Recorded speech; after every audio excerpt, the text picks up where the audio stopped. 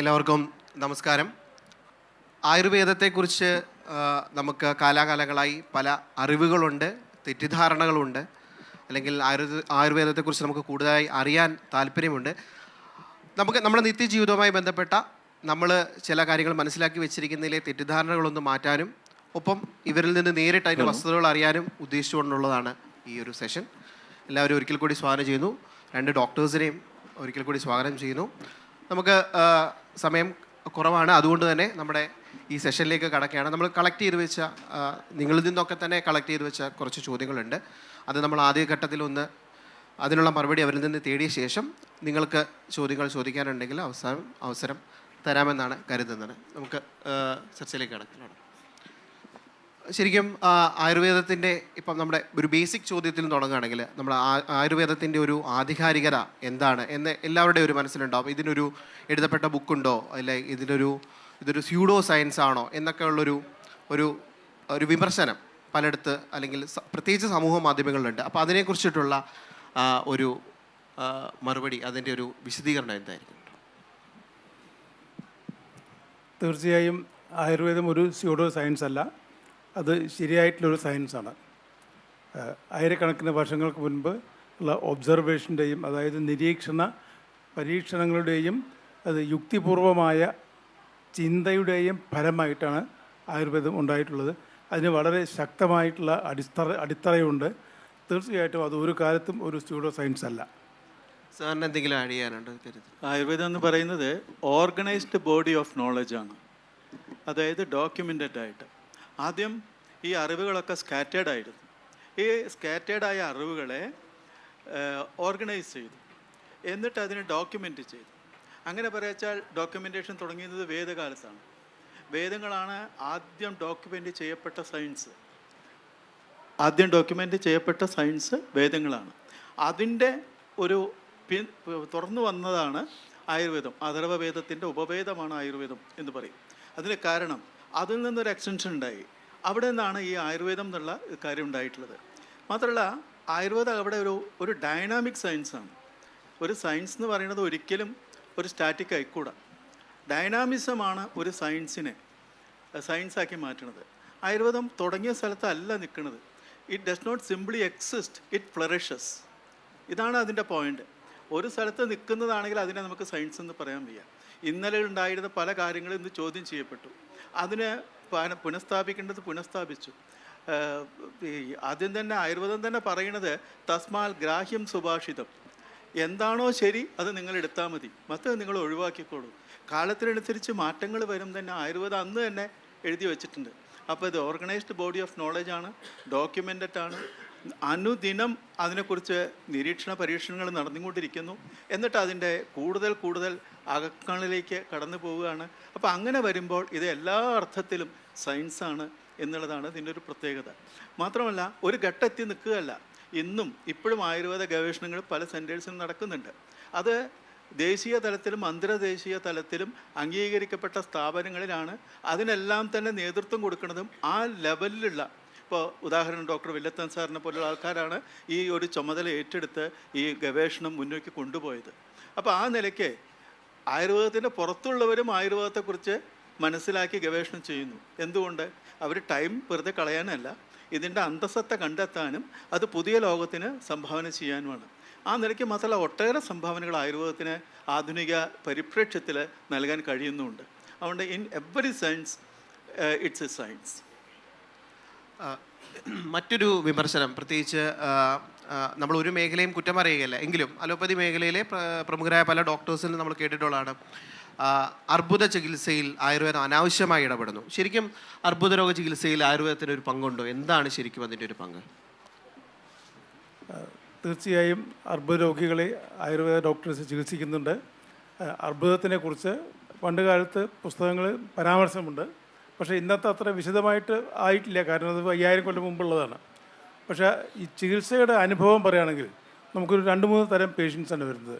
ഒന്നാമത് ഒരാൾക്ക് അർബുദമുണ്ട് എന്ന് സ്ഥിരീകരിക്കപ്പെട്ടാൽ സാധാരണ നിലയ്ക്കുള്ള സർജറി വേണ്ട വെച്ചാൽ സർജറി, കീമോ, റേഡിയേഷനൊക്കെ കഴിഞ്ഞതിന് ശേഷം അവരുടെ അസുഖം മാറി എന്ന് പറയുമ്പോൾ അത് വീണ്ടും റിക്കർ ചെയ്യാൻ്റെ, വീണ്ടും ഉണ്ടാകാതിരിക്കാനുള്ള ഒരു പ്രിവെൻഷനായിട്ട് രോഗികൾ വരാറുണ്ട്. അതേപോലെ തന്നെ ഈ ചികിത്സ ചെയ്തുകൊണ്ടിരിക്കുമ്പോൾ ഇതിൻ്റെ സൈഡ് ഇഫക്ട്സിൽ നിന്ന് നമുക്ക് എന്തെങ്കിലും മോചനം കിട്ടുമോ എന്ന് അന്വേഷിച്ചുകൊണ്ട് രോഗികൾ വരാറുണ്ട്. ഒരു ഗ്രൂപ്പ് ഓഫ് പേഷ്യൻസ് അവരാദ്യം തന്നെ ഞങ്ങൾക്ക് ഈ കൺവെൻഷണൽ ട്രീറ്റ്മെൻറ്റ്സ് ഒന്നും വേണ്ട, നേരെ ആയുർവേദം ചെയ്താൽ മതി എന്ന് പറഞ്ഞ് വരുന്ന പേഷ്യൻസും ഉണ്ട്. ഇതിൽ ഞങ്ങൾ ഒബ്സർവ് ചെയ്തിട്ടുള്ളത് ഈ എല്ലാറ്റിലും ക്വാളിറ്റി ഓഫ് ലൈഫ് വളരെയധികം ഇമ്പ്രൂവ് ചെയ്യുന്നുണ്ട്. ഈ ആയുർവേദം മാത്രം ചികിത്സ അതുകൊണ്ട് മാത്രം ചികിത്സിച്ചാൽ മതി എന്ന് പറഞ്ഞു വരുന്ന ആൾക്കാരെ നമ്മൾ ചികിത്സിച്ചിട്ട് അവരെ അസസ് ചെയ്യുന്നത് RCC പോലുള്ള സ്ഥാപനങ്ങളാണ്. അപ്പോൾ അവർ പറയുന്നു ഇവർക്ക് അസുഖം മാറി എന്ന് പറഞ്ഞാൽ അത് നമുക്ക് അംഗീകരിക്കാവുന്നതാണ്. അപ്പോൾ തീർച്ചയായിട്ടും അങ്ങനെ കുറേ പേഷ്യൻ്റ് നമുക്കുണ്ട്. അപ്പോൾ ഈ പ്രത്യേകിച്ച് മറ്റതിൻ്റെ ആ സൈഡ് ഇഫക്ട്സും അതിൻ്റെ ആ ഒരു ഫിസിക്കൽ കഷ്ടതകളൊക്കെ കണ്ടിട്ടുള്ള ആൾക്കാർ പലരും ഈ ആയുർവേദത്തിലേക്ക് തിരിഞ്ഞു വരുന്നുണ്ട്. എന്തെങ്കിലും പോയിന്റ്സ്? ഇല്ല, സാറ് പറഞ്ഞത് തന്നെയാണ് എൻ്റെ കാര്യം. ഇവിടെ ഇപ്പോൾ ഈ ഞങ്ങൾക്ക് ഒരു ആയുർവേദത്തിൽ ഒരു ക്യാൻസർ കെയർ സെൻറ്റർ കോട്ടയ്ക്കൽ പ്രവർത്തിക്കുന്നുണ്ട്. ധാരാളം പേഷ്യൻസ് ഇന്ത്യയുടെ പല ഭാഗത്തു നിന്ന് പേഷ്യൻസ് അവിടെ വരുന്നുണ്ട്. കൺവെൻഷണൽ ട്രീറ്റ്മെൻറ്റ് എല്ലായിടത്തും അവൈലബിൾ ആണ്. അതായത് സർജറി, കീമോതെറാപ്പി, റേഡിയേഷൻ. ഇത് ഒരു ഘട്ടത്തിൽ ആവശ്യവുമാണ്. പക്ഷേ അതോടെ ചികിത്സ തീരുന്നില്ല. അതിനുശേഷം പേഷ്യൻ്റ് ജീവിച്ചിരിക്കുന്നു, രോഗം ഒളിഞ്ഞു നിൽക്കുന്നുണ്ട്. ഈ ഒരു ഘട്ടത്തിൽ നമുക്ക് ആ രോഗത്തെ കഴിയുന്നിടത്തോളം പൂർണ്ണമായി ശമിപ്പിക്കാനോ അവരുടെ ജീവിതത്തെ അത് ബാധിക്കാതിരിക്കാനോ എങ്ങനെ കൊണ്ടുപോകാൻ പറ്റുമെന്നുള്ള ശ്രമങ്ങളിൽ ആയുർവേദത്തിന് വളരെ വലിയ പങ്ക് വഹിക്കാൻ പറ്റിയിട്ടുണ്ടെന്നുള്ളതിന് അവിടെ വരുന്ന രോഗികളും അവർക്കുള്ള അനുഭവങ്ങളും തന്നെയാണ് സാക്ഷി. അതാണ് സാറ് അതിനെ വളരെ ചുരുക്കി പറഞ്ഞത്. ക്വാളിറ്റി ഓഫ് ലൈഫ് ഇമ്പ്രൂവ് ചെയ്യുന്നു. മാത്രമല്ല ഇതിൽ എന്താ സംഭവിക്കുന്നത്, ക്യാൻസർ എന്ന് പറഞ്ഞാൽ മൾട്ടിപ്ലിക്കേഷനും മൈഗ്രേഷനുമാണ് പ്രധാനമായി സംഭവിക്കുന്നത്. ഇതിനെ മൾട്ടിപ്ലിക്കേഷൻ ലെവലിലോ മൈഗ്രേഷൻ ലെവലിലോ നമുക്ക് കൺട്രോൾ ചെയ്യാനായാൽ ദാറ്റ്സ് എ ഗ്രേറ്റ് തിങ്. അപ്പോൾ പക്ഷേ ഇവിടെ ഇപ്പോൾ എന്തായി പ്രശ്നിച്ചാൽ ഇപ്പോൾ കുറേ മാറ്റങ്ങൾ വന്നിട്ടുണ്ട്. ഇപ്പോൾ ഇതിൻ്റെ തന്നെ കാര്യം പറയാൻ ഞാൻ, നീ, നാം എന്നൊരവസ്ഥയിലേക്ക് ഇതിൻ്റെ നമ്മുടെ സ്ലോഗൻ തന്നെ അതാണ്, ഞാൻ, നീ, നാം. ഈ ഞാൻ, നീ എന്നുള്ള ഭാഗത്തിൽ നിന്ന് നാം എന്നുള്ളതിലേക്ക് അവസ്ഥയിലേക്ക് എപ്പോൾ വൈദ്യശാസ്ത്രം എത്തിപ്പെടുന്നുവോ അന്നായിരിക്കും രോഗികൾക്ക് കൂടുതൽ ഫലം ഉണ്ടാവുക. ശരിക്കും ഇപ്പം ആയുർവേദം ഫോളോ ചെയ്യുന്നവർക്കറിയാം ഈ അരിഷ്ടം കുടിക്കാൻ ബുദ്ധിമുട്ടാണ്, അല്ലെങ്കിൽ കഷായം കുടിക്കാൻ ബുദ്ധിമുട്ടാണ്, അല്ലെങ്കിൽ ഈ അരിഷ്ടവും കഷായം കുടിക്കുന്നത് നമ്മുടെ ഓർഗൻസിനെ അഫക്റ്റ് ചെയ്യും, പ്രത്യേകിച്ച് കരൾ പ്രശ്നങ്ങൾ ഉണ്ടാക്കും. അങ്ങനെ ഒരു വ്യാപക വിമർശനമുണ്ട്. അത് പ്രത്യേകിച്ച് സമൂഹ മാധ്യമങ്ങളിലാണ് കൂടുതൽ. അത്തരത്തിൻ്റെ ആ ഒരു വിമർശനത്തെ കുറിച്ചിട്ടുള്ളൊരു വിശദീകരണം. അത് വളരെ അവാസ്തവമാണ്. ആ പ്രസ്താവനകളൊന്നും ശരിയല്ല. അതിനെന്താ കാരണം എന്ന് വെച്ചാൽ ഏത് പ്രോഡക്റ്റും ഉണ്ടാക്കാൻ അതിൻ്റേതായിട്ടുള്ള നിയതമായ പ്രോസസ്സുകളുണ്ട്. അത് ശരിക്ക് ഫോളോ ചെയ്ത് ഉണ്ടാക്കുകയാണെങ്കിൽ ഒരിക്കലും അത് വരില്ല. നമുക്കത് ധൈര്യമായിട്ട് തന്നെ പറയാം. പിന്നെ ചില ഷോർട്ട് കട്ടിലൊക്കെ ഉണ്ടാക്കിയിട്ട് ഇവിടെ പണ്ട് കാനഡയിൽ നിന്നൊരു സൂപ്പർ മാർക്കറ്റിൽ നിന്ന് കുറേ മെർക്കൂറിയൽ പ്രിപ്പറേഷൻസൊക്കെ പിടിച്ചു. ഒന്നാമത് സൂപ്പർ മാർക്കറ്റിൽ വെച്ച് വിൽക്കാനുള്ളതല്ല ഈ ഔഷധങ്ങൾ. അത് ഒരാൾ പ്രിസ്ക്രൈബ് ചെയ്യണം. ഒരാൾ തന്നെത്താൻ പോയി വാങ്ങി ഉണ്ടായിട്ടുള്ള ചില പ്രശ്നങ്ങളൊക്കെയാണ് തുടങ്ങിയത്. ഞങ്ങളുടെ അനുഭവത്തിൽ അങ്ങനെ ഒരു പ്രശ്നം ഉണ്ടായിട്ടില്ല. അരിഷ്ടത്തെന്ന് പറഞ്ഞാൽ അതിൽ സാധാരണ മറ്റ് മദ്യങ്ങളിലേക്കാൾ അപേക്ഷിച്ച് വളരെ കുറച്ച് ആൽക്കഹോളുകളും അതിനെ സെൽഫ് ജനറേറ്റഡ് ആൽക്കഹോളാണ്. അത് ഒരിക്കലും പിന്നെ അത് ഡോസ് ഫിക്സ്ഡാണ്. 25 മില്ലി ലിറ്റർ 2 നേരം കഴിക്കാനാണ് പറയുക. അതിപ്പോൾ ഒരാൾ 100 ml കഴിക്കാനോ ഭാവിച്ചപ്പോൾ നിർത്തിയില്ല. പക്ഷേ ഡോക്ടർ പ്രിസ്ക്രൈബ് ചെയ്ത് കഴിക്കുകയാണെങ്കിൽ ഒരിക്കലും അങ്ങനെ വരില്ല എന്നുള്ളത് വളരെ വ്യക്തമാണ്. പിന്നെ ഈ ഹെവി മെറ്റൽസിൻ്റെ കാര്യത്തിൽ ഞങ്ങൾ ആര്യവൈദ്യശാല തന്നെ ഇതിനൊരു സ്റ്റഡി കണ്ടക്ട് ചെയ്തിട്ടുണ്ട്. അത് IIT ഖരഗ്പൂർ, ബനാറസ് ഹിന്ദു യൂണിവേഴ്സിറ്റി, അതുപോലെ BARC, മാഹി ഇങ്ങനെയുള്ള ഇൻസ്റ്റിറ്റ്യൂഷനിൽ ഈ രസസിന്ദൂരത്തിൻ്റെ പാർട്ടിക്കിൾ സൈസ് അങ്ങനെയുള്ള ഒരുപാട് സ്റ്റഡികൾ, അതേപോലെ ഈ ഡ്രോസോഫില്ല ഫ്രൂട്ട്സ് ഫ്ലൈസിൽ അതിൻ്റെ DNA ഡാമേജ് ആൻഡ് റിപ്പയർ അങ്ങനെ ഒരുപാട് സ്റ്റഡീസ് കണ്ടക്ട് ചെയ്തിട്ടുണ്ട്. അതെല്ലാം അതിൽ പറഞ്ഞിട്ടുള്ളത് ഇത് യാതൊരു നിലയ്ക്കും ഇത് ശരീരത്തിൻ്റെ ഒരു സൂക്ഷ്മമായ ചാനലും നിൽക്കില്ല. കാരണം അത്രയ്ക്ക് നാനോ പാർട്ടിക്കിളാണ്. അതുകൊണ്ട് ഇതുകൊണ്ട് ഒരു ആഫ്റ്റർ ഇഫക്റ്റോ ഒരു സൈഡ് ഇഫക്റ്റോ അല്ലെങ്കിൽ വേറെ എന്തെങ്കിലും ഉദ്ദേശിച്ച ഫലമല്ലാണ്ട് ഉണ്ടാവില്ല എന്ന് എസ്റ്റാബ്ലിഷ് ചെയ്തിട്ടുണ്ട്. ഇത് പിയർ റിവ്യൂഡ് ജേർണലിൽ പബ്ലിഷ് ചെയ്തിട്ടുണ്ട്, ഇൻ്റർനാഷണൽ ജേർണലിൽ. അതേപോലെ ഡോക്ടർ, നമ്മൾ ഈ എണ്ണ തേച്ച് ഗുളിയെ കുറിച്ചിട്ടാണ് വേറൊരു വ്യാപക ആക്ഷേപങ്ങളുള്ളത്. എണ്ണ തേച്ച് കുളിച്ചാൽ അത് നമ്മുടെ ശരീരത്തിന് ദോഷകരമാണ്. ശരിക്കും നമ്മൾ ട്രഡീഷണലായിട്ട് എണ്ണ തേച്ച് കുളിക്കണമെന്ന് പറയുന്ന ഒരു ആളുകളുടെ സമൂഹത്തിൽ ജീവിച്ചു വരുന്ന ആളുകളോടാണ് ഈ ഒരു തരത്തിലുള്ളൊരു പ്രചാരണം. അത് അനുഭവം തന്നെയാണ് അതിന് വലിയ ഉദാഹരണം. ഞാൻ പേര് പറയുന്നില്ല. കേരളത്തിലെ ഒരു മുഖ്യമന്ത്രി ഇതിനൊരു മറുപടി പറഞ്ഞു. തലയിൽ എണ്ണ തേച്ച് കുളിച്ചാൽ ഗുണമുണ്ടോ ഇല്ല എന്നൊന്നും എനിക്ക് പറയാൻ പറ്റില്ല. പക്ഷേ ഞാൻ അസനമില്ലാതെ എണ്ണ അല്ലാണ്ട് മറ്റൊരു എണ്ണ തേച്ചാൽ പിറ്റേ ദിവസം എനിക്ക് ജലദോഷവും പനിയും ഉറപ്പാണ്. അപ്പോൾ അത് സ്വന്തം അനുഭവത്തിൽ നിന്ന് അദ്ദേഹം പറയുമ്പോൾ അതിനെ മറ്റൊരാൾക്ക് നിഷേധിക്കാൻ പറ്റില്ല. ഞാൻ പറഞ്ഞു വരുന്നത്, എണ്ണ തേച്ച് കുളി അനുഭവിച്ച ശേഷം എന്തിനാണ് നമ്മൾ ഈ വിദേശികളൊക്കെ ഇവിടെ വന്ന് 4 ദിവസമെങ്കിൽ 4 ദിവസം എണ്ണ തേച്ച് കുളിച്ച് അതിൻ്റെ സൗഖ്യം അനുഭവിക്കുന്നത്? ഒന്ന്, അത് സൗഖ്യം നൽകുന്നു, അത് ശരീരത്തിന്. 2, സ്പർശനം. ഇന്ന് നമുക്ക് ഇല്ലാതെ പോകുന്നൊരു സാധനമാണ്. നമ്മുടെ അമ്മയും കുഞ്ഞും തമ്മിലുള്ള ആ സ്പർശനം ഒരു ഘട്ടം കഴിഞ്ഞാൽ കഴിഞ്ഞു. കുഞ്ഞിന് അമ്മയുടെ മടിയിലിരിക്കാൻ പോലും താല്പര്യമില്ല. കുഞ്ഞിൻ്റെ വഴി തേടുന്നു. ഇവിടെ ഈ പ്രത്യേകിച്ച് നമ്മുടെ സീനിയർ സിറ്റിസൺസിനെ സംബന്ധിച്ചിടത്തോളം ആലോചിച്ച് നോക്കൂ. അവരടുത്ത് നിൽക്കാൻ പോലും ആരുമില്ല. ഈ സമയത്ത് അല്പം നമുക്ക് നമ്മളെ പുറന്തടവാൻ പറ്റില്ലല്ലോ. അപ്പോൾ അതൊക്കെ അത്തരത്തിലുള്ള ഒട്ടേറെ കാര്യങ്ങൾക്ക് ഒരു പരിഹാരമായിട്ട് ആധുനിക സാഹചര്യത്തിൽ എണ്ണ തേപ്പ് വളരെ അത്യാവശ്യമായി തീർന്നിരിക്കുന്നു. മാത്രമല്ല, നമ്മൾ പഴയൊരു പഴഞ്ചൊല്ലുണ്ട്, തേക്കാത്ത എണ്ണ ധാര ചെയ്യും എന്നാണ് ആ പഴയ പഴഞ്ചൊല്ല്. അതായത് നമ്മൾ ചെയ്യേണ്ടത് ചെയ്യാതിരുന്നാൽ പിന്നീട് അത് വലിയ ഡോസിൽ നമുക്ക് ഉപയോഗിക്കേണ്ടി വരും. ഇന്നിപ്പോൾ പല മസ്തിഷ്കം, സുഷുമ്നാകാന്ഡം, പേശികൾ, ഇതൊക്കെ വളരെയധികം ഡീജനറേറ്റീവ് ഡിസീസസിൻ്റെ എണ്ണം കൂടി വരികയാണ്. പലതരം കൂടുകൾ പണ്ട് ഇത്ര ഉണ്ടായിരുന്നില്ല എന്നുള്ളതിനൊരു പക്ഷേ കുറേ കാരണങ്ങൾ പറയാം. കാലാവസ്ഥ മാറി, ജീവിത രീതി മാറി. പക്ഷേ നമ്മൾ ചിലത് ചെയ്യാതിരിക്കുക കൂടി ഇതിന് കാരണമാണ്. അതിലൊന്നാണ് പ്രത്യേകിച്ച് കേരളത്തിൽ പരമ്പരാഗതമായിട്ടും ചെയ്തു വന്നിരുന്ന ഇത്തരം കാര്യങ്ങൾ നിർത്തിപ്പോയത്, അഥവാ അതിന് വേണ്ടത്ര പ്രാധാന്യം കൊടുക്കാത്തത് എന്നാണ് എൻ്റെ അഭിപ്രായം. മാത്രമല്ല, തല മറന്ന് എണ്ണ തേക്കരുത് എന്നും കൂടി പറയും. അത്രത്തോളം കൂടി പറഞ്ഞാൽ അതിനർത്ഥം തല എന്ന് പറയുന്നത് ഊർദ്ധമൂല മതശാഖം വൃക്ഷയ പുരുഷം വിധു എന്ന് പറഞ്ഞാൽ വൃക്ഷത്തിൻ്റെ വേരുപടിയും ശാഖ താഴ്ത്തുമാണ്. വൃക്ഷത്തിന് തിരിച്ചാൽ അത്രത്തോളം പ്രാധാന്യമുണ്ട് ഇതിന്. പക്ഷേ സംഗതിവശാൽ, സാഹചര്യവശാൽ നമ്മളത് ചെയ്യുന്നില്ല. ഇത് എനിക്ക് തോന്നുന്നത് ഇതിൻ്റെ വില കൊടുക്കേണ്ടി വരുന്നു എന്നുള്ളതാണ് സത്യം. ഒരു കാര്യം കൂടി, എണ്ണ തേച്ചാൽ അത് തൊലിയുടെ ഉള്ളിലേക്ക് സ്വല്പം അത് വ്യാപിക്കുന്നുണ്ട് എന്നുള്ളതിന് തെളിവുകളുണ്ട്. അപ്പോൾ നമ്മൾ വെറുതെ ബാഹ്യമായിട്ടുള്ളത് മാത്രമല്ല, അപ്പോൾ അതിനകത്ത് സ്കിന്നിനെ പെനട്രേറ്റ് ചെയ്ത് പോയിട്ട് അതിൻ്റെ ഇഫക്റ്റ് ഉണ്ടാക്കുന്നുണ്ട്. അതിനെ എസ്റ്റാബ്ലിഷ് ചെയ്തിട്ടുണ്ട്. സ്വാഭാവികമായിട്ടും ഇപ്പം ഇവിടെ ഇരിക്കുന്നവർക്കൊരു സംശയം തോന്നും, ഏതെണ്ണ തേച്ചാലായിരിക്കും ശരീരത്തിന് നല്ലത്, അല്ലെങ്കിൽ തലയിൽ? അത് ഓരോരുത്തരുടെയും ശരീരപ്രകൃതി, അതായത് കോൺസ്റ്റിറ്റ്യൂഷൻ അനുസരിച്ചാണ് ചെയ്യേണ്ടത്. എല്ലാവർക്കും എല്ലാ എണ്ണയും പറ്റില്ല. ഇപ്പോൾ ഡോക്ടർ മുരളി സൂചിപ്പിച്ചു ഇപ്പോൾ ഇവിടെ. അപ്പോൾ അത് ആ രോഗിയോ അല്ലെങ്കിൽ ഇൻഡിവിജ്വലിൻ്റെ അവസ്ഥ നോക്കിയിട്ട് വേണം നമുക്ക് ഏത് എണ്ണയാണ് വേണ്ടതെന്ന് പറയാം. ശരിക്കും അതുപോലെ പറഞ്ഞ പോലെ നമ്മുടെ കൊളസ്ട്രോൾ ഇഷ്യൂ അല്ലെങ്കിൽ കൊളസ്ട്രോൾ പ്രശ്നങ്ങളുള്ളവരാണ് ഇപ്പം ഭൂരിഭാഗം പേരും, ജീവിതശൈലി രോഗങ്ങളുടെ പ്രശ്നങ്ങൾ. അപ്പം ഈ പാചകത്തിലും മറ്റും ഈ നെയ്യ് ഉപയോഗിക്കുന്നതാണ് ഈ കൊളസ്ട്രോൾ കൂടാനെന്ന ഒരു ആരോപണം ഈ ആയുർവേദ മേഖലയെ ചുറ്റിപ്പറ്റി അല്ലെങ്കിൽ ഒരു ആക്ഷേപമായിട്ട് നിലനിൽക്കുന്നു. അതിനെക്കുറിച്ചിട്ട് സാറിൻ്റെ ഒരു വിലയിരുത്തൽ എങ്ങനെയായിരിക്കും? ഇപ്പോഴത്തെ ഈ ആഹാര രീതി തന്നെ വളരെ വിചിത്രമായിട്ടുള്ളതാണ്. ഒന്നാമത് ഈ ജങ്ക് ഫുഡ്സൊക്കെ ധാരാളം കഴിക്കും. അങ്ങനെയൊക്കെ വരുമ്പോൾ അതിൻ്റെ കൂടെ നെയ്യ് കഴിച്ചാൽ ഒരു പക്ഷേ കൂടിയെന്ന് വരാം.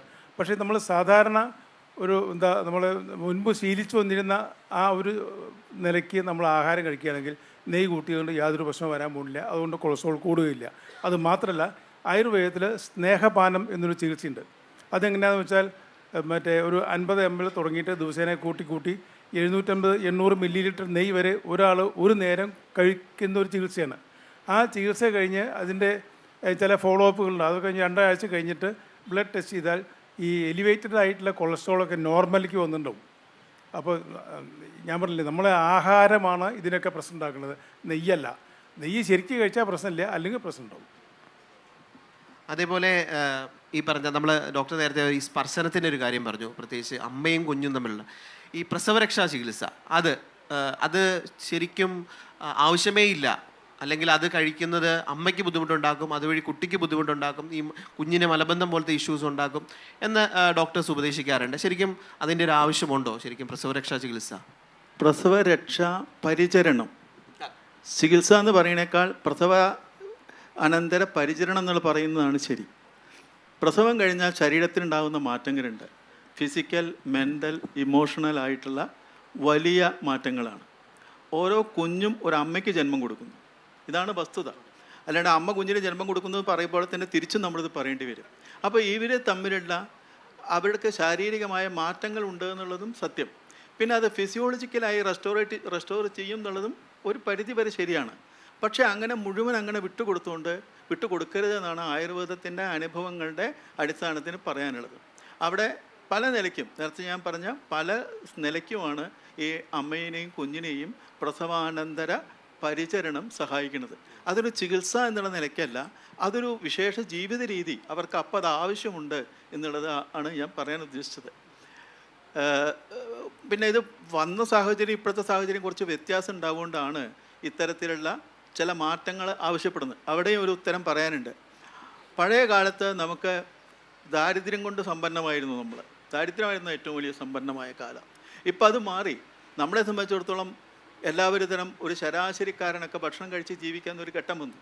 ഈ സമയത്ത് പഴയ കാലത്തുള്ള പോലത്തുള്ള പ്രസവാനന്തര പരിചരണം ആവശ്യമില്ല. അതിന് മാറ്റങ്ങൾ വരുത്തണം. ഈ മാറ്റങ്ങൾ വരുത്താണ്ടിരിക്കുമ്പോഴാണ് ഈ പ്രശ്നങ്ങളൊക്കെ ചോദിക്കുന്നത്. എന്തിനാണ് നിങ്ങൾ ഇത്ര നെയ്യ് കൊടുക്കുന്നത്? ഇവർക്ക് എന്തിനാണ് ഉള്ളിച്ചോറിൻ്റെ ആവശ്യം? ഒരു പരിധി വരെ ആ ചോദ്യത്തിനും പ്രസക്തിയുണ്ട്. ഈവൺ അതർവൈസ് ന്യൂട്രീഷണലി ബാലൻസ്ഡ് ആയിട്ടുള്ള ഫുഡ് കിട്ടുന്നു. പണ്ട് 10-14 അംഗങ്ങളുടെ വീട്ടിൽ ഒരു പ്രസവം കഴിഞ്ഞ് കിടക്കുന്ന സ്ത്രീക്ക് കിട്ടുന്ന വളരെ ലിമിറ്റഡ് ആയ പോരാ. അവർക്കതിന് ഭാവിക്ക് വേണ്ടി കൂടിയാണ്. അമ്മയുടെയും കുഞ്ഞിൻ്റെയും ഭാവി സുരക്ഷിതമാക്കാനും അവരെ ആരോഗ്യത്തോടെ നിലനിർത്താനും ആവശ്യമുള്ളൊരു ചികിത്സാക്രമമാണെന്ന് നമ്മളിപ്പോഴും വിശ്വസിക്കുന്നു. മാറ്റങ്ങൾ വരുത്തണം. പഴയ മാതിരിയുള്ള അതിൻ്റെ പ്രിൻസിപ്പിൾസ് ഉൾക്കൊണ്ടുകൊണ്ട് പുതിയ രീതിയിൽ പ്രസവാനന്തര പരിചരണത്തിൽ മാറ്റം വരുത്തണമെന്നാണ് എൻ്റെ അഭിപ്രായം. ഇപ്പം മരുന്നുകളുടെ കാര്യത്തിൽ, ഇപ്പം മരുന്നുകൾ കഴിക്കുമ്പോൾ ആയുർവേദത്തിലെ ആളുകൾ വരാൻ മടിക്കുന്ന ഒരു കാരണമായിട്ട് ചിലർ ചൂണ്ടിക്കാട്ടുന്നത് ഇതിൻ്റെ കടുത്ത പഥ്യമാണ്. ഈ നമ്മൾ ചില കാര്യങ്ങൾ നമ്മൾ വർജിക്കണം, ചില ഭക്ഷണങ്ങൾ ക്രമീകരണം വരുത്തണം. അങ്ങനെ ഒരു പഥ്യം എന്ന് പറയുന്നത് അത് നമുക്ക് എത്രത്തോളം ഈ ചികിത്സയ്ക്ക് പ്രധാനമാണ് എന്ന് തോന്നുന്നു? പഥ്യം മരുന്നിനല്ല, രോഗത്തിനാണ്. ഇപ്പോൾ പ്രമേഹമുള്ള ഒരാൾ പഞ്ചസാര കഴിക്കാൻ പാടില്ല എന്ന് പറയുന്നത് പഥ്യമാണ്.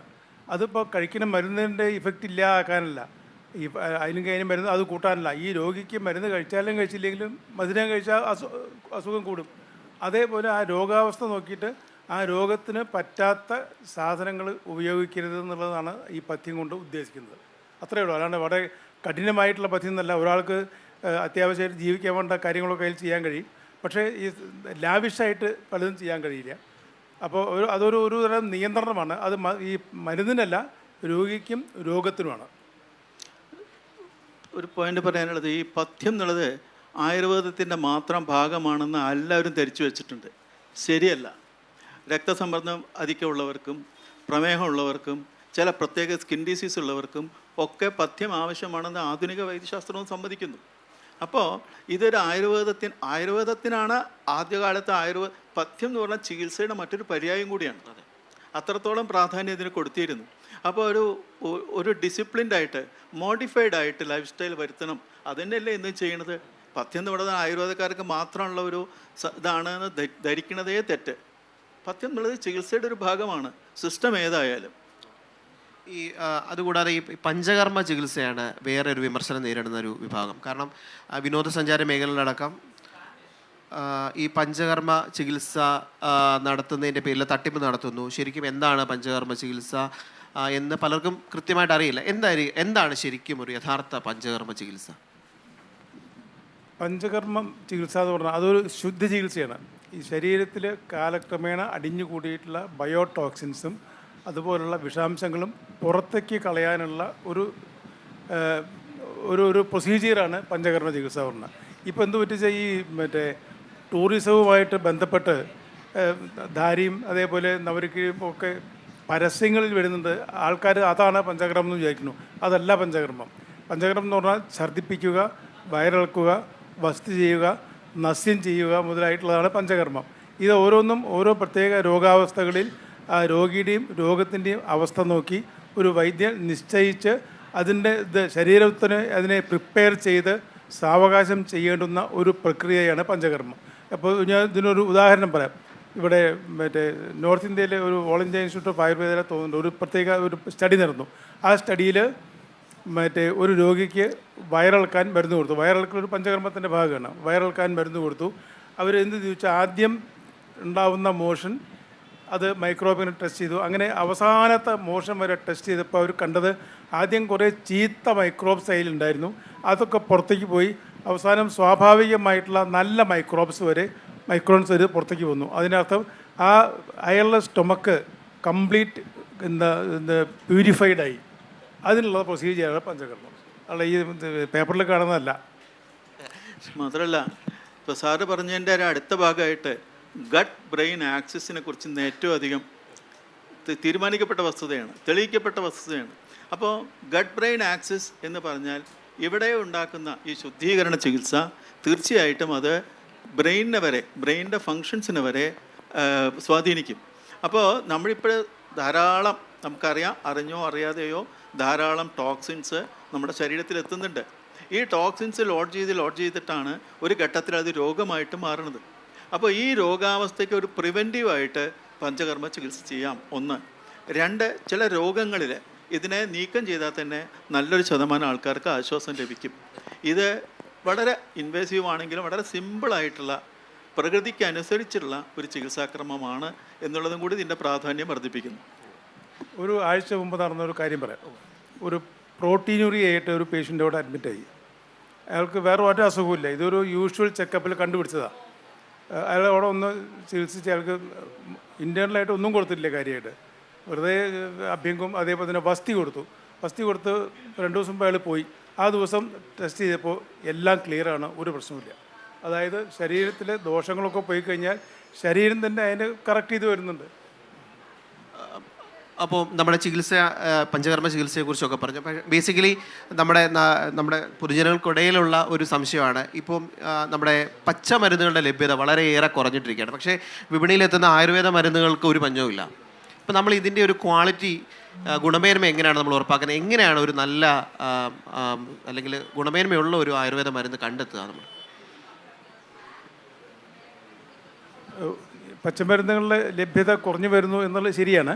പക്ഷേ എങ്കിലും പലതിലും ഇപ്പോൾ കൃഷി ചെയ്ത് വരുന്നുണ്ട്. മുൻപൊക്കെ അത് കാട്ടിൽ നിന്ന് പെരുക്കിയിരുന്നു. ഇപ്പോൾ കൃഷി ചെയ്തിട്ട് അത് ഉണ്ടായി കൊണ്ടുവരുന്നുണ്ട്. ഇതിൻ്റെ ഒരു ഗുണമേന്മ ഉറപ്പുവരുത്താൻ മുൻപൊക്കെ ഉപയോഗിച്ചിരുന്നത് ഇതിനോട് പരിചയമുള്ള എക്സ്പേർട്സ് ആയിട്ടുള്ള ആൾക്കാർ നോക്കി പറയായിരുന്നു. ഇപ്പോൾ അതുണ്ട്. പക്ഷേ അതിന് പുറമേ ഒരു ഹെർബാസ് എന്നൊരു സിസ്റ്റം ഉണ്ട്. അതെങ്ങനെയാണെന്ന് വെച്ചാൽ ഒരു ഹെർബിൻ്റെ ക്രോസ് സെക്ഷൻ എടുത്ത് അത് ക്യാമറയിലെടുത്ത് കമ്പ്യൂട്ടറിൽ സ്റ്റോർ ചെയ്യണം. അങ്ങനെ കുറേ ഐറ്റത്തിൻ്റെ സ്റ്റോർ ചെയ്ത് പിന്നീട് ആ ഐറ്റം മാർക്കറ്റിൽ നിന്ന് വരുമ്പോൾ അതൊരു സെക്ഷൻ എടുത്ത് കാണിച്ചാൽ ഒരു 10 സെക്കൻഡിനുള്ളിൽ ഇത് ശരിയാണോ തെറ്റാണോ കറക്റ്റാണോ എന്ന് അറിയാൻ കഴിയും. അങ്ങനത്തെ സിസ്റ്റംസ് ഇപ്പോൾ ഉണ്ട്. അതേപോലെ തന്നെ ഇത് ഈ ഉണ്ടായി കഴിഞ്ഞ മരുന്നും അതിൻ്റെ ഗുണനിലവാരം ഉറപ്പുവരുത്താൻ അതിന് ഇതിലുണ്ട്. മറ്റേ ഫിംഗർ പ്രിൻറ്റിങ് മുതലായിട്ടുള്ള ചില ടെക്നിക്സിലുണ്ട്. അപ്പോൾ ബാച്ച് ടു ബാച്ച് വേരിയേഷൻ, ഈ ഉണ്ടായിക്കഴിഞ്ഞതിൻ്റെ ഗുണനിലവാരം, ഇതൊക്കെ ഈ 3-4 ടെസ്റ്റുകൾ നടത്തി കഴിഞ്ഞാൽ നമുക്ക് അറിയാൻ കഴിയും. അപ്പോൾ അതിൽ ഒരു കമ്പാരിസണാണ് അതിൽ വരുന്നത്. അങ്ങനെ ചെയ്തിട്ടാണ് ഇപ്പോൾ മരുന്നുകളൊക്കെ പുറത്തേക്ക് വരുന്നത്. അതേപോലെ തന്നെ അതിൽ ഈ ഇതിലുള്ള ഘനലോഹങ്ങളുടെ ഹെവി മെറ്റൽസിൻ്റെ സാന്നിധ്യം ഉണ്ടെങ്കിൽ എത്ര എന്നറിയാനുമുള്ള ടെസ്റ്റുകളുണ്ട്. അതൊക്കെ നോക്കിയിട്ടാണ് നമ്മൾ പുറത്തേക്ക് വിടുന്നത്. അപ്പോൾ ഇത് തീർച്ചയായിട്ടും വളരെ ശാസ്ത്രീയമായിട്ട് ഉണ്ടാക്കി അതേപോലെ അത് പരീക്ഷിച്ച് ടെസ്റ്റ് ചെയ്ത് എല്ലാം നന്നായി എന്നുള്ള ഉറപ്പ് വരുത്തിയതിന് ശേഷമേ ആയുർവേദ ഔഷധങ്ങൾ പുറത്തേക്ക് പോകുന്നുള്ളൂ. അതുമാത്രമല്ല ആയുഷ് ഡിപ്പാർട്ട്മെൻറ്റിൻ്റെ ആയുർവേദിക് ഫാർമക്കോപ്പി ഓഫ് ഇന്ത്യ, അതേപോലെ അതിൻ്റെ പാരാമീറ്റേഴ്സ്, ഇതൊക്കെ ഇൻസിസ്റ്റ് ചെയ്തുകൊണ്ടുള്ള ആധികാരിക ഗ്രന്ഥങ്ങളും ഇപ്പോൾ അവൈലബിളാണ്. അപ്പോൾ അത് ഫോളോ ചെയ്യാൻ എല്ലാവരും നിർബന്ധിതരാണ്. രണ്ടാമത് ഇപ്പോൾ ഗുഡ് മാനുഫാക്ചറിങ് പ്രാക്ടീസ് പറഞ്ഞിട്ടൊരു കൺസെപ്റ്റ് ഉണ്ട്. അത് എല്ലാ ആയുർവേദ നിർമ്മാതാക്കളും അത് അനുസരിച്ചേ പറ്റൂ, എന്നാലേ ലൈസൻസ് കിട്ടും. ഡോക്ടർക്ക് ഇതിൽ എന്തെങ്കിലും പോയിന്റ്സ് ആഡ് ചെയ്യാനുണ്ടോ? തീർച്ചയായിട്ടും ഇതിൻ്റെ സ്കേഴ്സിറ്റി ഉണ്ട്. പക്ഷേ അതിൻ്റെ അപ്പുറത്ത് മറ്റൊരു കാര്യമുണ്ട്. അതിൻ്റെ പ്രോസസ്സിങ്ങിൽ വ്യത്യാസം വന്നു. പണ്ട് നമ്മളിപ്പോൾ ഇത്ര പല മരുന്ന് ഇത്ര സമയം തിളപ്പിച്ച് ഇങ്ങനെ മരുന്നെടുക്കുന്നു എന്നൊരു പ്രോസസ്സായിരുന്നുവെങ്കിൽ ഇപ്പോൾ മോഡേൺ ടെക്നോളജി ഉപയോഗിച്ച് ഇതേ റിസൾട്ട് നമുക്ക് ഉപയോഗിക്കാൻ കഴിയുമ്പോൾ പണ്ട് 120 ഗ്രാം മരുന്നെടുത്ത സ്ഥലത്ത് ഇന്നൊരു പക്ഷേ 48 ഗ്രാം മരുന്ന് മതിയാവും. ആ നിലയ്ക്ക് ഇപ്പോഴത്തെ സ്കേഴ്സിറ്റിയെ എങ്ങനെ ഓവർകം ചെയ്യാമെന്നാണ്. 2 നിലയ്ക്കാണ്. അതിനെ ധാരാളമായിട്ട് ഉൽപ്പാദിപ്പിക്കുക, അതിന് ഉണ്ടാക്കുക.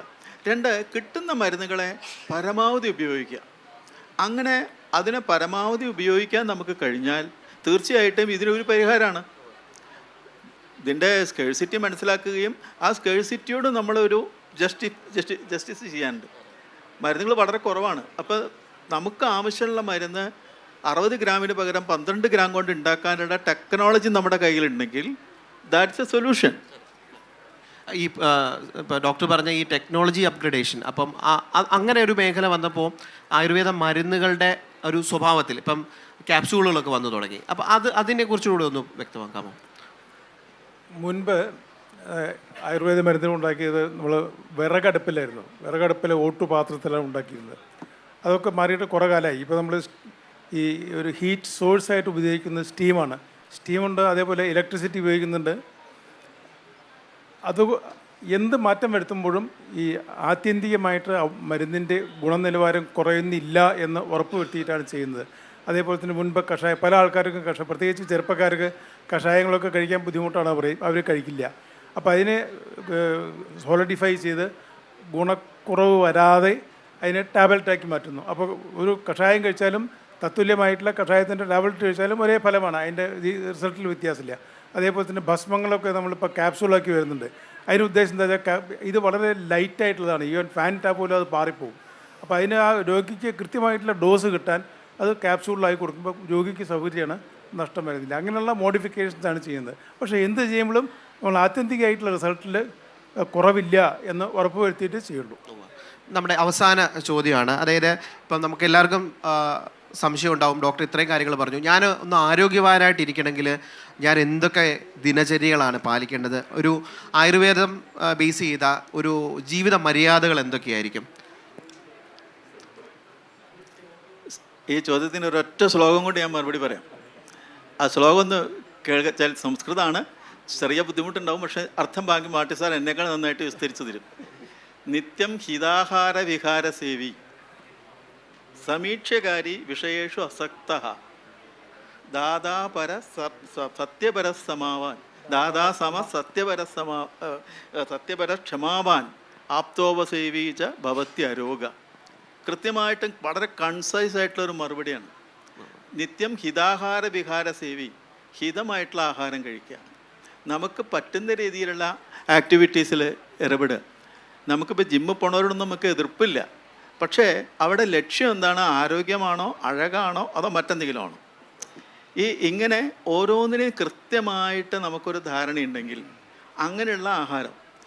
ഇപ്പം നമുക്കൊരു പ്രധാന പ്രശ്നം എന്താ വെച്ചാൽ നമ്മളെ ആസക്തി കൂടി ആലസ്യന്മാരുമായി. ഈ അമിതമായ ആലസ്യവും അമിതമായ ആസക്തിയുമാണ് രോഗത്തിന് കാരണം. അപ്പോൾ അതിനെ ഓവർകം ചെയ്യാൻ എന്ത് ചെയ്യണം എന്നുള്ളതാണ് ഇപ്പോഴത്തെ ശരിയായ ചിന്ത. പിന്നെ എല്ലാറ്റിനും ഒരു കൺട്രോൾ ഉണ്ടാവണം. സാറ് കൂടുതൽ അതിനെപ്പറ്റി സംസാരിക്കും. ഒന്നാമത് പ്രധാനമായിട്ട് ആഹാരവിഹാരങ്ങൾ തന്നെയാണ്. നമുക്ക് ഹിതമായിട്ടുള്ള ആഹാരം എന്ന് പറഞ്ഞാൽ നമുക്ക് ഇഷ്ടമുള്ളതല്ല അർത്ഥം, നമ്മുടെ ശരീരത്തിന് വേണ്ട ആഹാരം കഴിക്കുക. അതേപോലെ സമീക്ഷക്കാരി, അതായത് എന്തും ആലോചിച്ച് ചെയ്യുക. നമ്മളൊരു നീജർ റിയാക്ഷൻ ഇല്ലാണ്ട് എന്ത് കേട്ടാലും വളരെ ആലോചിച്ചത് ഏതാണ് നല്ലത്, ശരി തെറ്റെന്ന് ആലോചിച്ച് ചെയ്യുക. അതേപോലെ തന്നെ എപ്പോഴും സത്യം പറയുക. പിന്നെ ഈ ഒരു വിഷയത്തിലും ഇപ്പോൾ കുറച്ച് മധുരഷ്ടമാണ്, മധുരമുള്ള കണ്ടാൽ ഒരു ആസക്തി കാണിച്ച് കണ്ടമാനം കഴിക്കാതിരിക്കുക. അപ്പം അതിനൊക്കെ ഒരു നിയന്ത്രണം, അവനവർക്ക് ഇഷ്ടമുള്ള കാര്യങ്ങളിൽ ചെയ്തുകൊണ്ടിരിക്കുമ്പോൾ തന്നെ നിയന്ത്രണത്തോടു കൂടി ചെയ്യുക. അങ്ങനെയുള്ള കുറേ കാര്യങ്ങളാണ് ഇത് പറയുന്നത്. അതേപോലെ തന്നെ ഒരു സാമൂഹികമായിട്ടുള്ള കാര്യങ്ങളുണ്ട്, മറ്റുള്ള ആൾക്കാരെ ചീത്ത പറയാതിരിക്കുക, അങ്ങനെ കുറേ നിർദ്ദേശങ്ങൾ പറയുന്നുണ്ട്. അതൊക്കെ ഫോളോ ചെയ്താൽ തീർച്ചയായിട്ടും ആരോഗ്യവാനായിരിക്കാം, രോഗം ഉണ്ടാവില്ല, രോഗം ഉണ്ടാവാനുള്ള സാധ്യതയില്ല. ഇപ്പോൾ ഏറ്റവും ചെറിയ ഉദാഹരണമാണ്, ഭക്ഷണം കഴിക്കുകയാണെങ്കിൽ ഒരാളുടെ വയറിൻ്റെ പകുതി മാത്രമേ ഖരരൂപത്തിലുള്ള ഭക്ഷണം കഴിക്കാൻ പാടുള്ളൂ. ബാക്കി പകുതിയുടെ പകുതി ദ്രവ ആഹാര പദാർത്ഥം കൊണ്ട് ഫില്ല് ചെയ്യണം, ബാക്കിയുള്ള കാൽ ഭാഗം ഒഴിച്ചിടണം. ഇതാണ് ശരിക്കുള്ള അതിൻ്റെ ക്വാണ്ടിറ്റി. ഇത് ഫോളോ ചെയ്യണം. അതേപോലെ തന്നെ ഒരു പ്രാവശ്യം കഴിച്ചത് ദഹിച്ചതിന് ശേഷമേ അടുത്തത് കഴിക്കാവൂ. അപ്പോൾ മിനിമം ഒരു 4 മണിക്കൂറെങ്കിലും ഗ്യാപ്പ് കൊടുക്കണം. അങ്ങനെയൊക്കെ നോക്കിയാൽ ആരോഗ്യം ഉണ്ടാവും. നമ്മുടെ നേരിട്ടുള്ള ചോദ്യങ്ങൾ അവസാനിച്ചു. ആർക്കെങ്കിലും 1-2 ചോദ്യങ്ങൾ ചോദിക്കാനുള്ള സമയമാണ്.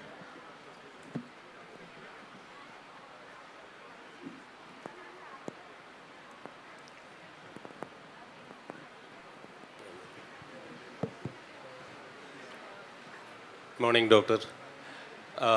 ഞാൻ അലോപ്പതി, ആയുർവേദ ഈ രണ്ട് കാര്യങ്ങളുടെ ഒരു കമ്പാരിസണല്ല. അലോപ്പതിയിൽ ഒരു മരുന്ന് കഴിക്കുന്നു, അതായത് ഫോർ എക്സാമ്പിൾ ഹാർട്ട് ബന്ധപ്പെട്ട് ഒരു ആൻജിയോപ്ലാസ്റ്റി കഴിഞ്ഞാൽ അതിനുള്ള ആസ്പിരിൻ പോലെയുള്ള മരുന്നുകൾ കഴിക്കുമ്പോൾ സ്റ്റൊമക്ക് റിലേറ്റഡ് ആയിട്ടുള്ള ഒരു കാര്യത്തിന് വേണ്ടിയിട്ട് ആയുർവേദമാണ് അയാൾക്ക് കൂടുതൽ കംഫർട്ടബിളായിട്ട് തോന്നിയത്. ഇത് രണ്ടും തമ്മിൽ ഒരേ സമയത്ത് കഴിക്കുന്നുണ്ട്. എന്തെങ്കിലും കുഴപ്പമുണ്ടോ, എന്തെങ്കിലും റിയാക്ഷൻ അല്ലെങ്കിൽ സൈഡ് ഇഫക്റ്റ് ഇത് വല്ലതും ഉണ്ടാവുമോ? ഇത് ഏത് അസുഖങ്ങളുടെ കാര്യത്തിലായാലും ഇത് രണ്ടും കൂടി കഴിക്കാമോ എന്നുള്ളതാണ് ചോദ്യം. ഇത് ശരിക്കും സൂചിപ്പിക്കുന്നത് ഡ്രഗ് ഇൻറ്ററാക്ഷൻ ഉണ്ടോ എന്നുള്ളതാണ്. ഇപ്പോൾ വരുന്ന ഒരു 99% രോഗികളും എന്തെങ്കിലും മരുന്ന് കഴിച്ചുകൊണ്ടിരിക്കും. ഇതുപോലെ ഹാർട്ട് സംബന്ധമായിട്ടോ അല്ലെങ്കിൽ ആസ്മയ്ക്കോ അങ്ങനെ എന്തെങ്കിലും ആയിട്ടുള്ള അസുഖങ്ങൾ മരുന്ന് കഴിച്ചുകൊണ്ടിരിക്കുന്ന പേഷ്യൻസാണ് പലരും വരുന്നത്. അപ്പോൾ സാധാരണ നമ്മൾ ചെയ്യുന്നത് എന്താണെന്ന് വെച്ചാൽ ഈ കഴിക്കുന്ന മരുന്നുകൾ രണ്ടിനും ഒരു ഗ്യാപ്പ് കൊടുക്കുക. ഇപ്പോൾ ആയുർവേദ മരുന്നും ആധുനിക മരുന്നും കൂടി ഒന്നിച്ച് ഒരേ സമയത്ത് കഴിക്കാതിരിക്കുക. ഇപ്പോൾ ആധുനിക മോഡേൺ മെഡിസിൻ്റെ മരുന്നുകൾ അത് ഡയറക്റ്റായിട്ട് ബ്ലഡിലേക്ക് അബ്സോർബ് ചെയ്യുന്നതാണ്. അപ്പോൾ അത് ആദ്യം കഴിച്ചോളാൻ പറയും. എന്നിട്ട് 1 മണിക്കൂർ കഴിഞ്ഞ് ആയുർവേദ മരുന്ന് കഴിക്കാൻ പറയും. ആയുർവേദ മരുന്നുകളെല്ലാം അരിഷ്ടാശമങ്ങളും മറ്റേ ഭസ്മങ്ങളും ഒഴിച്ച് ബാക്കിയൊക്കെ ഒരു ഡൈജസ്റ്റീവ് പ്രോസസ്സ് കഴിഞ്ഞിട്ട് അബ്സോർബ് ചെയ്യുള്ളൂ. അപ്പോൾ ആ ഒരു ഗ്യാപ്പ് കൊടുത്താൽ കഴിക്കുക. ഇതുവരെ യാതൊരു പ്രശ്നവും കണ്ടിട്ടില്ല. ഒരു ചോദ്യത്തിനു കൂടെ ഉള്ള സമയമുള്ള.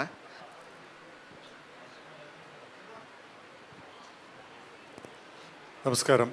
നല്ലൊരു സെഷനായിരുന്നു. നല്ല ലളിതമായിട്ടുള്ള മറുപടിയാണ് ഡോക്ടേഴ്സ് പറഞ്ഞത്.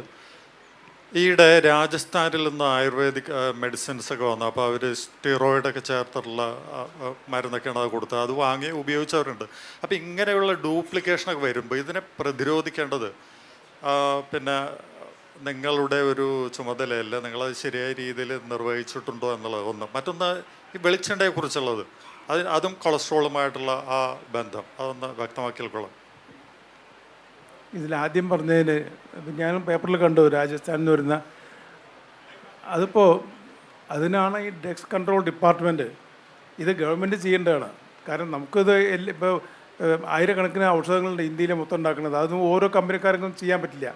പക്ഷേ ഡ്രഗ്സ് കൺട്രോളർമാർ എല്ലാ സ്ഥലത്തും പോയി ഇൻസ്പെക്ട് ചെയ്ത് അവർ സാമ്പിൾ എടുത്ത് അനലൈസ് ചെയ്ത് അതിൻ്റെ റിസൾട്ട് നന്നെങ്കിൽ ഒരു ചീത്തയാണെങ്കിൽ അവർ ബാൻ ചെയ്യും. അതാണ് അതിൻ്റെ സമ്പ്രദായം. അപ്പോൾ ഇത് ഏതെങ്കിലും ഒരു കമ്പനി ഇങ്ങനെ സ്ഥിരമായിട്ട് ചെയ്യുന്നുണ്ടെങ്കിൽ അത് അവർ പിടിക്കും. പക്ഷേ എപ്പോഴെങ്കിലും ചെയ്യണമെന്ന് ആരും അറിയില്ല. പക്ഷെ അത് പൊതുവേ ആയുർവേദ മേഖലയ്ക്ക് തന്നെ വളരെ ഒരു ചീത്തപ്പേരുണ്ടാക്കുന്നതാണ്. വളരെ ശരിയാണ്, അത് ചെയ്യാൻ പാടില്ലാത്തതാണ്. പക്ഷേ അത് ഒരു ഇൻഡിവിജ്വൽസിനോ അല്ലെങ്കിൽ ഒരു കമ്പനികൾക്കോ അത് ചെയ്യാനും പറ്റില്ല. അത് ഗവൺമെൻറ് ചെയ്യേണ്ടതാണ്. ഗവൺമെൻറ് ചെയ്തുകൊണ്ടിരിക്കുന്നുണ്ട്. വെളിച്ചെണ്ണയെ കുറിച്ചിട്ട് വെളിച്ചെണ്ണയെ സംബന്ധിച്ച് അത് തെറ്റായ ഒരു വിശ്വാസമാണ് വെളിച്ചെണ്ണ കഴിച്ചാൽ കൊളസ്ട്രോൾ കൂടുന്നുള്ളത്. മാത്രമല്ല പാർക്കിൻസൺസ് ഡിസീസ് പോലെയുള്ള അസുഖങ്ങളിൽ വെളിച്ചെണ്ണ മരുന്നായി മാറുന്നു. ഇതാണ് വസ്തുത. അപ്പോൾ നമ്മൾ അതിന് കുറേയധികം കാര്യങ്ങൾ പറയാനുണ്ട്. ഈ സമയക്കുറവുകൊണ്ട് ഞാൻ അതിലേക്ക് കിടക്കുന്നില്ല. വെളിച്ചെണ്ണയ്ക്ക് തുല്യം നിൽക്കുന്നത് മുലപ്പാൽ മാത്രമാണ്. ഇതാണ് സ്റ്റഡി. അപ്പോൾ ഈ വെളിച്ചെണ്ണ നമ്മൾ ചില കാര്യങ്ങൾ ഈ കാട് കാണാതെ മരം മാത്രം കാണുന്നൊരു സിസ്റ്റമാണ്. വെളിച്ചെണ്ണയുടെയോ നെയ്യിൻ്റെയോ ഗുണങ്ങളെക്കുറിച്ചൊക്കെ മറന്ന് ആ ഒരു പോയിന്റിൽ കയറി സംസാരിക്കുന്നതാണ് ഇതിൻ്റെ അപകടം. നമ്മുടെ ഇത്രയും കാലത്തെ അനുഭവത്തിൽ നിന്ന് ഒരിക്കൽ പോലും വെളിച്ചെണ്ണ കാരണം കൊളസ്ട്രോൾ കൂടുന്നതായിട്ട് എവിടെ അനുഭവമില്ല. പക്ഷേ ഏത് രോഗം വരുമ്പോഴും കൊളസ്ട്രോൾ അധികമുള്ള ഒരാൾക്ക് വെളിച്ചെണ്ണ ധാരാളമായി അയാൾ കഴിക്കുന്നുണ്ടെങ്കിൽ അതിനെ ഒന്ന് മോഡറേറ്റ് ചെയ്യാൻ പറയാം. ഏത് കാര്യത്തിലായാലും. ഇപ്പം മുളക് ധാരാളമായിട്ട് കഴിക്കുന്ന ഒരാൾ ഗാസ്ട്രൈറ്റിസ് വന്ന് ആദ്യം പറയാലോട് ഈ മുളക് അധികം കഴിക്കേണ്ടതെന്നാണ്. മുളക് കഴിച്ചതുകൊണ്ടല്ല ഗാസ്ട്രൈറ്റിസ് ഉണ്ടായത്. ഗാസ്ട്രൈറ്റിസ് ഉള്ള ഒരാൾ കഴിക്കരുത് എന്ന് പറയുന്നത് പോലെ ചില ഒരു ക്ലിനിക്കൽ വിസ്ഡം, എക്സ്പീരിയൻസ് കൊണ്ടുണ്ടാകുന്നൊരു വിസ്ഡം ഉണ്ട്. ഇപ്പോൾ രോഗിയെ മുഴുവൻ ഒരു ഓർഗനായിട്ടോ അല്ലെങ്കിൽ കുറച്ച് സമയത്തേക്ക് നമ്മുടെ മുന്നിൽ വരുന്നൊരു കസ്റ്റമറായിട്ടോ കാണാതെ കുറച്ചും കൂടി ഡീപ്പായിട്ട് പഠിച്ചു കഴിഞ്ഞ് അയാൾക്ക് വേണ്ട ഉപദേശം കൊടുക്കുകയാണെങ്കിൽ വെളിച്ചെണ്ണയുടെ കാര്യത്തിലൊന്നും ഒരു പ്രശ്നം ഉണ്ടാവില്ല.